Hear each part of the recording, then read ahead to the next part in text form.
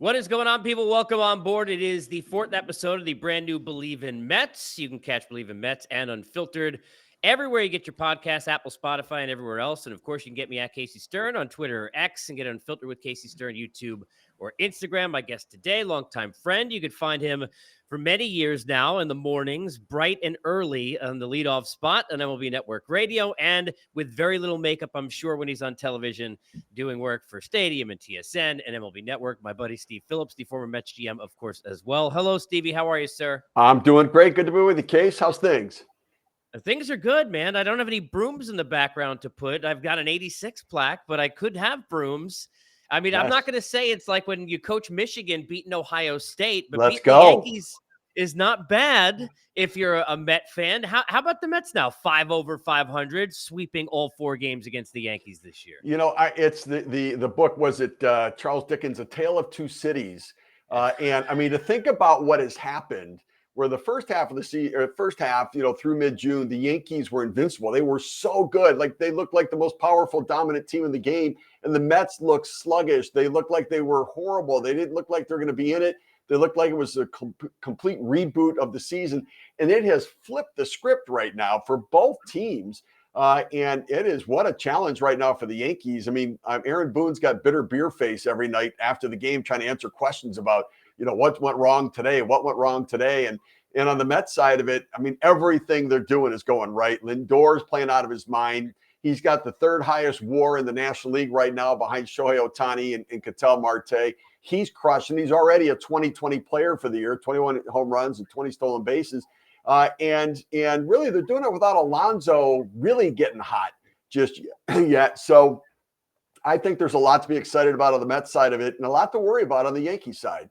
I want to get into that, and you touch on the trade deadline a bunch, and we'll reminisce a bit. We're, as always, presented by our good friends at BetOnline, most trusted betting platform, #1 source for all your sports betting. 50% free bet right now, up to $250 on your first deposit. From Olympics to Formula One racing, baseball, all in between. Every stat, matchup, live odds, and spreads. When the game's over, get to your online casino. It's blackjack, poker, 150 slot games, and more. Head over to the website today. Get in on the action. Promo code's Bleav, BLEAV, for 50% free bet credit and deposit up to $250. BetOnline, the game starts here. I want to, because you mentioned Lindor, go there. And I was talking to Ed Gibby on, who obviously we love and is, he's just fantastic. But talking to him about Lindor a week or two ago, because one of the things to me that is so fascinating is he's not getting enough credit, Steve, for how much, after getting crapped on by everybody and having fans basically say, find a way to get out of the contract before we hit May, 3 weeks into a year after he had a great year last year. Like, I understand the way he started, but he's coming off a great year, how he faced the music, right? Stood in front of every camera, took all the accountability, and then persevered to a level where he's on his way to one of his best seasons. Has he impressed you even more so than he has kind of in the past in his career, as great as he's been, Steve, with what he's done this year? Yeah, I think that, to your point, when the fans get down on you, it's hard to get them back because your tendency is to try to do too much. Yes. And he kept trying to be himself. Like, he really didn't chase it. He kept smiling. He kept playing. He kept engaging his teammates, believing that if he got turned around, he believed he would, that everybody else would come around too. And they really have. And this team, and you go back to that team meeting on May 30th after the Jorge Lopez situation, throwing the glove over the net and everything that took place with it. And they're talking about, we've got to get back to having fun. Like, nobody's having fun right now. And it's hard to have fun when you're not playing well, but sometimes you have to fake it until you make it. And I think they got back into, let's play for the joy of the game. And you could see it now, the way that they play. And they play together, like, this celebrate. Vientos has been terrific for them too. But I think that when you think about Lindor, one, he makes every defensive play. I mean, he is so good defensively. But he's coming up with big hits right now. If they need a leadoff guy on and he's getting on, he's stealing a base when they need that. He can hit the home run when they need it. And he really has taken over the lead. I mean, to me, he should be an MVP candidate right now. Certainly, and especially if the Mets end up, holding on to making the playoffs. And they may end up passing the Braves at the way it stands right now. Head-to-head, going to play them coming up soon. And so I think that it's going to be very interesting to see what happens in this division. Yeah, game and a half behind the Braves now, half a game ahead in that second spot in the wild card, 5 over 500. Carlos Mendoza, first-time manager. I know he spent years with the Yankees and had bench coach experience and all of that, but It's one thing to be a first-time manager, Steve. You know this. It's another thing to be in New York, right? Whether it's the Mets or the Yankees, and then to get off to a bad start. How about the way that he stayed balanced? Because you mentioned, and there's a lot. Look, Iglesias with the "Oh my God" and all of that. There's a lot that's in there. The Lindor meeting, but are we giving enough credit to a first-year manager in Carlos Mendoza who has navigated through the damage control to get this team to where they are right Yeah, now? no, I don't think we are. And, he's probably sighing a big sigh of relief that Alex Cora signed the 3-year extension with the Red Sox, because there was always some thought in my mind that maybe the Mets would jump in on a guy like Cora. And I think for Mendoza, he's done a nice job. The way he pitched around Judge in the Subway Series in the Tuesday game. And so I kind of look at it and think, he's made a lot of good moves. But I think more than anything, managing, it's about the moves, but the moves are easier made nowadays than anything. You kind of know where you're going to go. It comes down to the people and trying to get the people to feel good about themselves, to go out and play while holding them accountable to one another in a way that doesn't tear apart the fabric of your team, but keeps building a structure that's there. And it sounds idealistic, but that's really what it is. And he's done a nice job of that, working his way through it. And he's really confident in his post-game interviews. Like, I hear those interviews, I'm thinking, man, for a first-year guy, and think about the success of first-year managers, what he's doing. Stephen Vogt in Cleveland. Now, Pat Murphy's not really a first-year manager, but he is taking over that team and what they're doing there. It's been a really big year for first guys getting a crack at this job. Yeah, and guys who are returning in spots with Schultz in San Diego, for example, among others. I want to get into deadline and Met specific for a bit, but I want to ask you this first, because we're in such a different landscape with so many teams that have a chance to win still, even teams under 500 that are 2-3 games out of a wild card. How different is a week up to the deadline now as a GM, comparatively, Steve, to when you were doing it and going through it? Yeah, no, it's different, especially because you've got so many teams bunched together, and it's not just where you are in the standings, but how many teams are in front of you. And I think part of it is too, you got to look at the schedule you have remaining, and some teams have a softer schedule than other teams, and like the Texas Rangers have the softest schedule around. They're 3 games out, and they're like, they got to go for it because they're playing. So I think all of those things come into play. But you're right, and so if you're 4 games, 3.5 games out, but you lose 3 in a row, and the team and 2 of the teams in front of you win 3 in a row, and you just lost 3 games in the wild card standings, it's going to become really hard. Yet you shouldn't make any one week that week, because the next week you can get hot and the other team can cool off. And so, but it does. And I think the other thing that's changed is when 2 wildcard teams made it to the World Series last year, I think for owners, the whole idea about getting into the playoffs right now and what it might mean for us has changed, where I think there's more of a willingness to actually invest at the deadline, because why not us? If we can get there, we could make a run just like Arizona and Texas did last year. When you look at the Mets heading into this deadline, it's funny how things change, because back on June 1st, when this team was not where they are now, had the best record in baseball since then, there was a thought that Pete Alonso would get traded, try and move JD Martinez, who's playing well, Manaea, whomever else. And now it's a far different story, clearly where they are. But David Stearns didn't come in to go and give up the farm system. He came in with long-term goals, and things are different now than they were a couple of years ago. How aggressive do you expect this team to be at the deadline? Yeah, so I think they're going to be aggressive, but I don't think they're going to go after what other people are putting as plan A. So I don't think they're in on Skubal. I don't think they're going to be in on Garrett Crochet if Skubal gets traded, or Garrett Crochet. Probably not Luis Robert. But I think that they'll probably go second-tier players. Ideally, I think David Stearns would like to get guys who he can control into next year, if that's possible, or pay a reasonable price for the rental player. I don't think that, where they, got some big prospects back last year, I don't think they want to give those guys up now, especially with where they are and still taking a step forward. They'll be out from under some money after this season, to where maybe you can start to look at some of the free agent class a little bit differently. So I think I see them going mid-level here at the deadline instead of all in.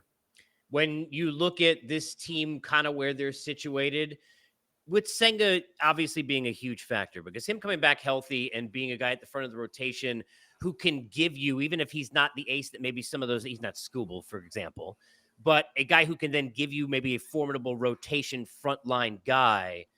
How dangerous can they be? I mean, obviously this was a team that was not supposed to do much this year, and that's how things were playing out. But when you look at them now in the spot they're in, you mentioned 2 wild cards in the World Series last year. Can this be a team that can be more of a factor maybe than even Met fans who are pessimistic might think, Steve, looking down the stretch? Yeah, I do think so. I do. I think that the way it stands right now, I see them. They could quite possibly end up the first wild card team and catch the Braves, because the Braves are really scuffling with all of the injuries now. Alex Anthopoulos will be aggressive at the deadline, probably more aggressive than David Stearns will be with where they are as a franchise. But I do think that the Mets could certainly be there. Now, I personally am not expecting anything from Senga. So I am going to plan that I'm not getting anything from him, and that he's not going to come back and be great, or that he's going to come back at all, because there's enough that makes me think that this is lingering to the point he can't be part of the answer. You've got to get your answers either from inside already or outside the organization. If he does come back, and if he is great, even better. But I have zero expectation for him right now coming in. So I think they can make a run. They can score. They can score in a lot of different ways. They've got some length and depth to the lineup, some balance to the lineup. And so, yeah, I mean, I think that, in the pitching, there are a lot of teams this year. I keep thinking to myself, how are they winning with this pitching? How's Milwaukee doing this? They've got 6 pitchers on the injured list. The Dodgers, crazy. Right? It's been crazy. Yeah. And yet offensive numbers are down this year. And so because of that, if you can score, and everybody's scoring a little bit less, but you're scoring more than maybe others, and more than maybe you even expected yourself, you've got a chance to win a lot of these games in the short series, the playoffs. If you can hit a home run or two, and they've got a lot of guys on this lineup who can hit one out, I think you got a chance to win. So I like the matchup in the first round for them. Obviously the Phillies are going to be the toughest matchup, but so what? Like Mets Phillies, let's go, bring that on if you're a Mets fan. Yeah, that would be fantastic. Wouldn't a Mets Phillies LCS be just absolutely out of this world? This was a team, Steve, that 2 months ago, everybody wanted to basically just forget the rest of the season, right? So the idea that they're even in this mix is crazy to me, and to, I think, everybody. I mean, nobody expected this, especially if you told me no Senga, right? Diaz was bad, then was hurt, then was suspended. Raley gone, right? Injuries in the bullpen. You got Hauser in your rotation to start the year, right? You're not getting anything out of Jeff McNeil for months. Alonso, you mentioned, Lindor at the beginning. I mean, all the things that have gone wrong. It's kind of amazing that they are where they are. But I got to ask you, is part of that because the mediocrity in the National League is just decrepit? Because when you look at a lot of these teams, it's like, who's good? The Phillies, really good, clearly. Dodgers, really good and going to get healthier, right? Outside of that, with all the problems Atlanta has, they've got no business being where they are and have done a good job just to be there. How much mediocrity right now is there between really all the teams and then Philadelphia and LA and that gap right now in the right? So, that's certainly a way to look at it. You could look at it as though there are a lot of good teams as opposed to a lot of mediocre teams, and there's more good teams. But this is what the Players Association wanted when they want those middle of the road teams to get players. Yep. Well, when you get them and you spread them around to a bunch of different teams, then it means that everybody is a little bit better, but everybody has holes. And that's what we have right now. And so you're right. The Mets are in the playoff hunt because the playoff has fallen back to them because of where the standings are with it right now. Now, the question is who can separate themselves now from the rest of the pack and be able to get there. But we had an 84-win team in the Arizona Diamondbacks go to the World Series last year.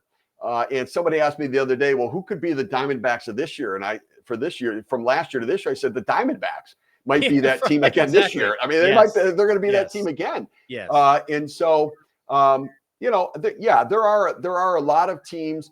It just depends how you want to look at it. There are a lot of pretty good teams. There are a lot of mediocre teams. There are a lot of kind of okay teams or bad teams. But they all have some really good attributes about them. They all have some major holes about them. And I think general managers could be the deciding factor in the National League wildcard race this year. Yeah, you mentioned that, and I want to ask you because at the deadline, I don't think people realize how many trades are almost made. I mean, that we don't hear about and up until the deadline. And it's funny because I remember sitting there on radio with you and I think Jim Bowden, or maybe it was Duke was with us when that one deadline where like afterwards, the Cespedes deal happened. All these deals happen even after at the time it was 4 o'clock. There's a lot of conversation. How much fun is it? And what is take me kind of inside how nerve wracking it is those final couple of days, Steve, because you're juggling how many balls in the air and then trying to figure out which is the right one for your franchise. Yeah, because that really is what it is that you're negotiating parallel paths.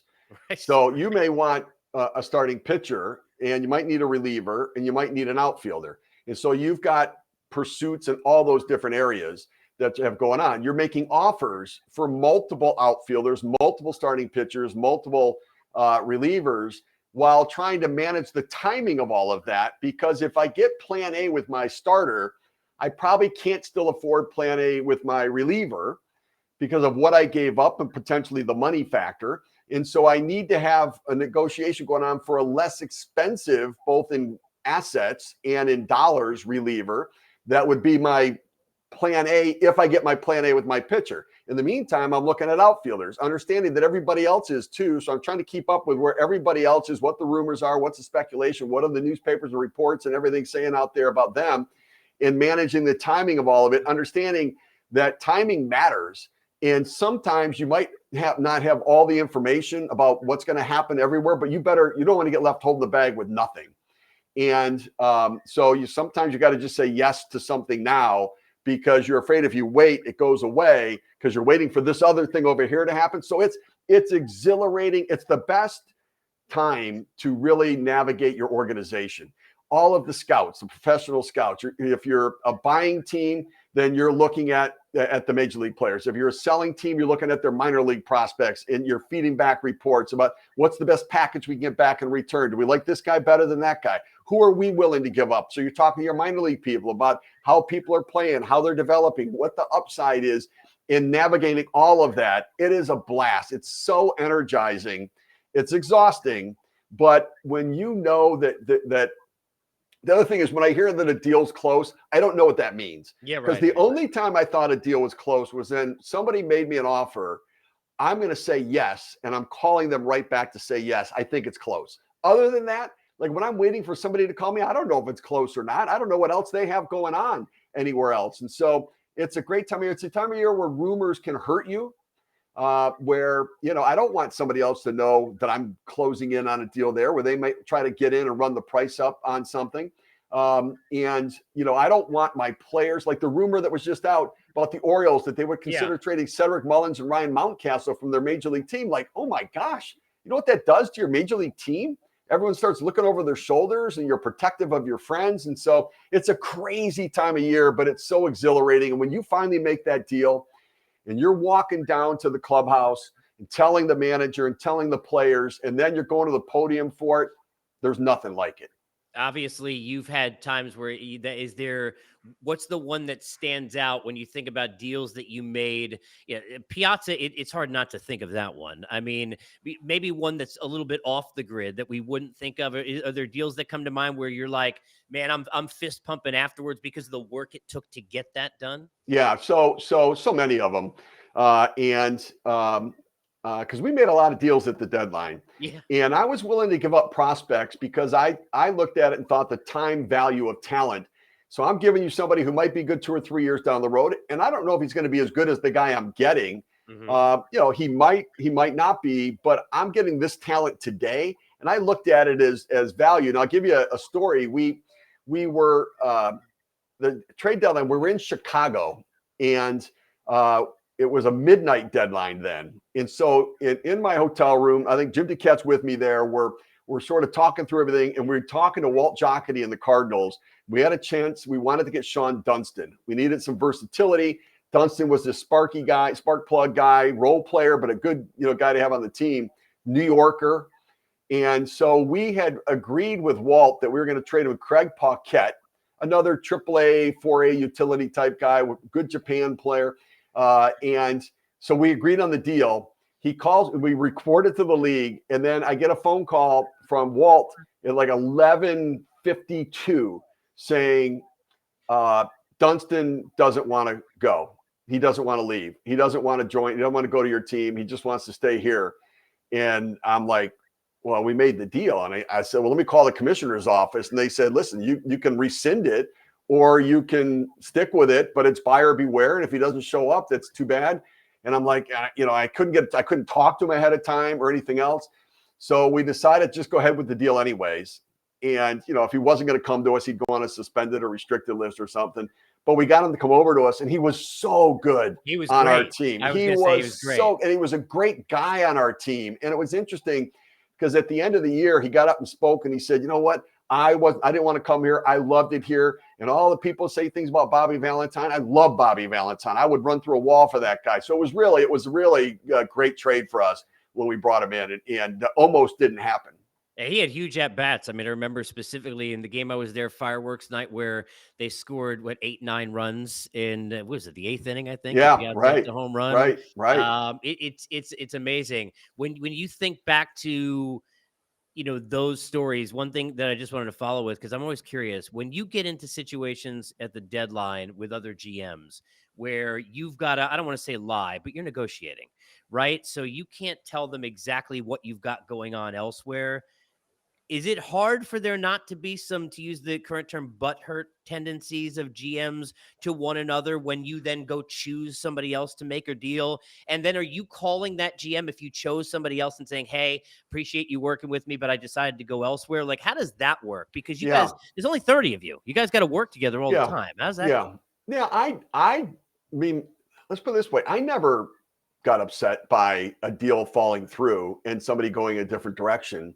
I just wrote it off as that's the nature of what I'm doing. Yeah. And, if I go in a different direction, I wouldn't expect anybody else to be upset with it. I'll give you an example that my very first deadline, I got hired like July 17th, 2 weeks before the deadline. And I was negotiating with Terry Ryan, who, by the way, is going to be inducted into the Minnesota Twins Hall of Fame. But it was my first negotiation. I'm scared. I don't really know exactly. I mean, I've been in these conversations listening, but not being the point person. And so I was trying to get Greg Swindell, left-handed reliever from him. We really went on a left-handed reliever. We're negotiating. And the next thing I know, he says, I decided to keep him and we're going to sign him to an extension. And I'm like, dang. But that's the nature of what's going on with it. I thought, but he treated me with such respect. Like I really, my first one interacting with somebody, I didn't get anything done at that deadline. I was like, oh my, and I tried desperately to get something done. I ended up making the waiver trade with the Cubs where we got Turk Wendell and Brian McRae and Mel Rojas, and they got Lance Johnson and Mark Clark and Manny Alexander. But it was a 6-player waiver trade, which is impossible to get done because you got to have everybody either clear waivers or get claimed by the other team. And you got to make sure that somebody doesn't claim them and block the deal. And so, again, rumors could really hurt you in those situations. But the deadlines were so much fun. BMAC I love and was a friend is a friend. But Mel Rojas, you should have left out of the team. Mel did. It's so funny. Mel's first game. He drove me nuts. His Steve. First game, he came in and Bobby brought him in and he pitched 2 innings of shutout baseball. And then we're playing extra innings against the Astros, and Bobby sent him out for 3rd inning. I'm like, oh my! And sure enough, home run, home. And then from that point on, it got to the point that I thought, how is it possible that every time they hit it, it goes over the wall? Can it at least hit the wall one time? Does it have to go over every time? Like just hit the wall, get stuck in the wall. But, my God! It have to go over, and it went over. But Turk was a warrior. Oh, huge, of course. And McRae was better for us getting on base than Lance Johnson was overall. So it ended up working out okay. Oh, my God. Mel Rojas is in the category of the Benitez, Braden Looper. There are some Met relievers. Doug Sisk. That have, oh, my God. Oh, my God. You're not kidding. Stevie, I appreciate you. Thanks so much for all the time. And it's always great to catch up. And, of course, everybody can catch Steve leadoff spot, MLB Network Radio, and all the great work on TSN Stadium and MLB Network as well. You can catch us on Bleav in Mets everywhere you get your podcast, courtesy of